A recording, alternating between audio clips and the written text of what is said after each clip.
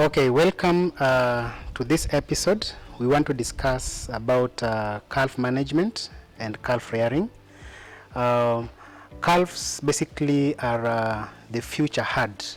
So meaning that calf rearing is very, very important if at all you want to ensure that the future of your farm is bright. You need to ensure that calf management or calf rearing is well taken care of. So we shall look at how to manage calves from the day that they are born, that is day one of birth, what needs to be done, all that needs to be considered whenever you are managing calves from day one.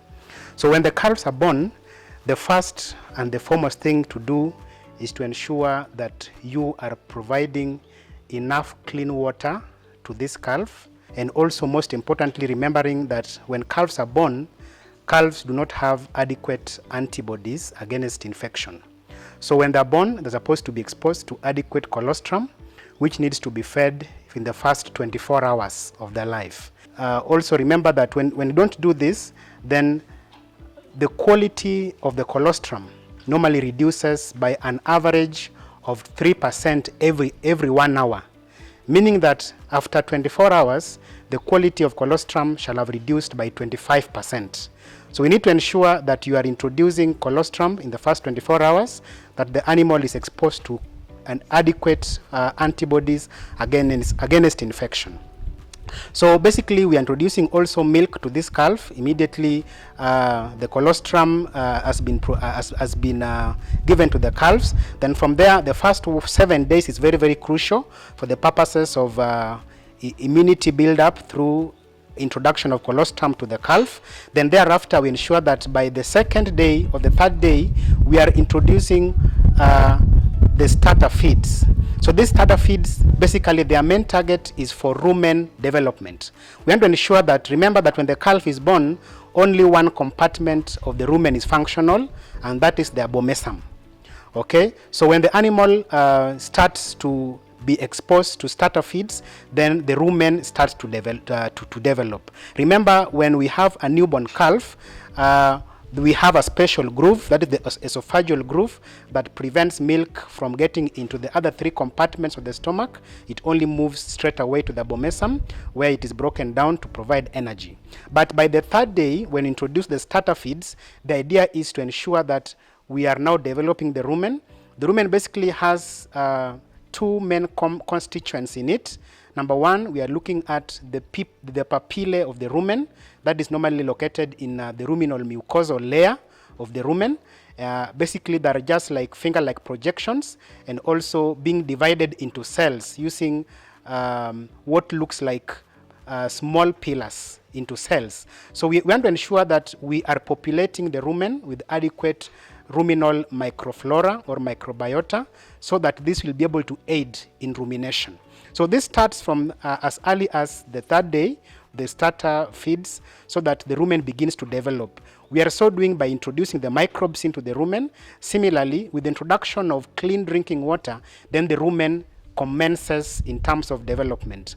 Within a very, very short time, we realize that by the end of 28 days, this calf shall have moved to the next stage of being a complete ruminant. So most calves by the end of 28 days, they're completely a full ruminant, but before then we need to ensure that the rumen is developing in stages. So we ensure that first and foremost, we ensure that we are introducing the best of the best starter feeds. The one that is most recommended is soybean starter feed, and also many times you can also combine it together with sunflower seed cake. You can also incorporate a bit of wheat, barley, and oats.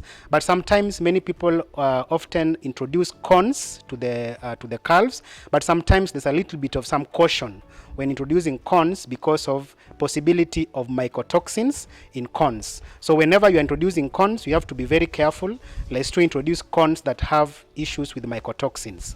Now from there, we are moving to how we take care of this calf in terms of feeding. Remember that when the calf is just born, it consumes about 8 to 10% of its body weight. But in the first 1 week, that is important. In the succeeding weeks, we ensure that we introduce the feed intake, that is the milk volume that they consume, to about 15 to 20% of its body weight.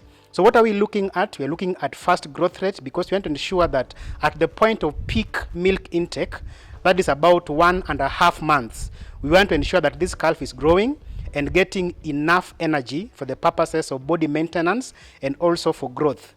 So that is the most important thing to remember whenever we are dealing with calves. So I'll also move to the issue of most of the problems that normally we encounter when the calves are growing up. That is mostly associated with what we call the post-weaning stress and also the pre-weaning stress. Remember that the development of the calf is categorized into 4. We have the juvenile calf. We also have the pre-ruminant stage, we have the ruminant stage, and then we have the rumination stage. So we want to ensure that at the point when the animal is at the, when the rumen is still at the juvenile stage, we are ensuring that we are preparing this rumen adequately for rumination. So we remember that we need to have adequate microbiota in the rumen for the purposes of initiating rumination, for the purposes of enhancing rumination, so that we have adequate amount of volatile fatty acids that are being produced, which are energy precursors. The same time, remember that we have adequate amount of microbial proteins, which are very, very important for the purposes of tissue repair and also for the growth. When the bacteria feeds on the energy that we get, normally they produce what we call a microbial protein, which becomes the sole source of energy that these calves need for the purposes of rumination and also body growth, and also putting up weight of the animal. Now, next, we want to look at this calf being able to grow properly. We need to ensure that we are doing frequent measuring of the weight of the animals on a weekly basis. We want to monitor the growth. What is the idea for monitoring this growth? We want to monitor this growth because we want to ensure that by the time this calf is about 15 months of age, it is already ready for the first service. So we want to ensure that we are able to monitor the growth rate to the point whereby by the time this calf is about 15 months of age, it weighs about 3/4 of its adult weight.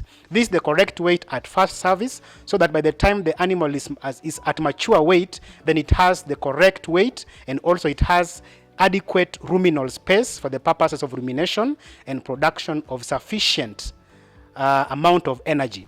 So in this farm, you can look at these animals. You'll realize that some of them, if you look at the body condition score, if you look at their appearance, you'll realize that in one way or the other, we need to ensure that we are taking care of this calf as early as the first day of life.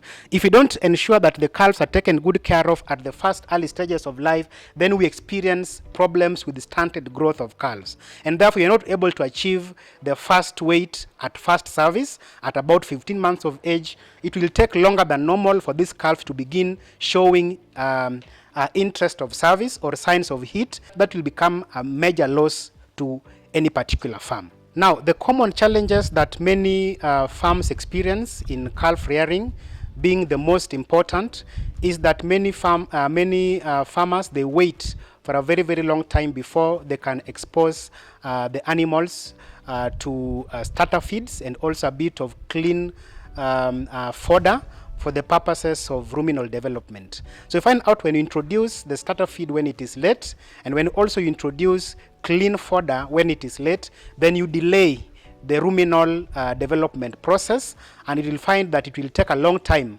for the rumen to develop.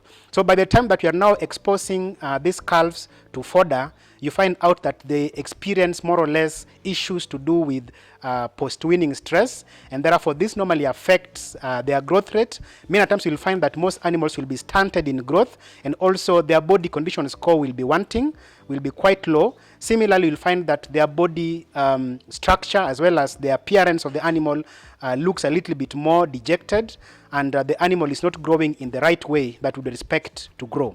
Similarly, the other concern that normally comes in is with what is commonly called nutritional scores, and this nutritional scores comes about when you provide a lot of milk to the calves. Remember that we normally ensure that we are giving milk at some recommended rates.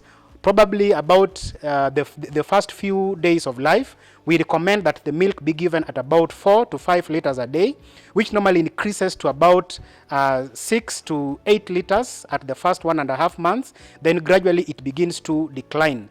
But when you overprovide a lot of milk, then you predispose the cows to nutritional scores, which basically the calves will present with massive diarrhea, and sometimes this normally affects them as they grow.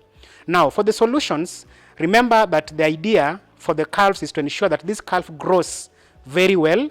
It grows in the manner that we want it to be, and also ensure that it is picking up well and the rumen is developing properly. We advocate that as early as the first week of life, as we introduce the starter feed at about the 3rd, the 4th day, as we also introduce clean fodder that is soft at the first 3rd or 4th day of life, and also as we introduce water, we introduce alongside supplements that aid in development of the rumen. We have a very important nutritional supplement in the field and in the market by the name Calves, and Calves basically contains prebiotics. It also contains probiotics and energy and a bit of amino acids in it that target to ensure that we are exogenously introducing the ruminal microbiota into the rumen that is developing. The idea is that we want to overpopulate the rumen with sufficient ruminal microbes, so that now this will be able to enhance the process of development of the rumen to the point whereby by the time the animal starts to become a proper ruminant, then it has sufficient amount of ruminal microbiota that aids in the process of fermentation. And at the end of it, we want to ensure that this calf has enough energy, and this is the energy that the calf needs for the purposes of maintaining its growth rate. So Calves is available in the market and is being given at a dosage of 2 tablets in a day for the first 5 days of calf's life. We also give Calves immediately at the onset of weaning.